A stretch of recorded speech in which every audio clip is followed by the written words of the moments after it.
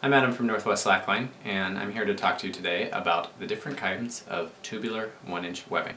So if you don't know, slackline webbing is actually tubular. I know when it's on the slackline it looks like it's flat, and this is 2-inch webbing, which is not technically what you'd call a slackline, but I guess it counts. But I'm showing you 2-inch because it's a little bit easier to see that it actually is tubular. So if I sort of open it up, you can see down the length of it that indeed it is a tube that's been stretched flat.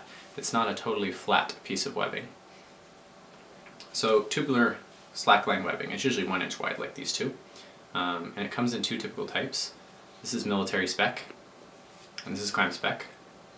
So if you take a look at them, you can see that the climb spec itself has a sort of ribbing pattern to it, kind of like a backpack strap, this blue stuff. The climb spec, on the other hand, is much more smooth, and these stitches are just tracer stitches.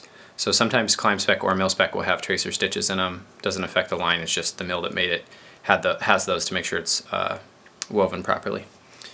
So anyway, the mil spec line is at least 4,000 pounds in strength, as is the climb spec. Climb spec often rates at a little bit higher, like 4,200, but for the most part they're both plenty strong. And ironically, the slightly stronger one, the climb spec, is actually about 2 cents per foot cheaper at REI and probably at other outdoor stores.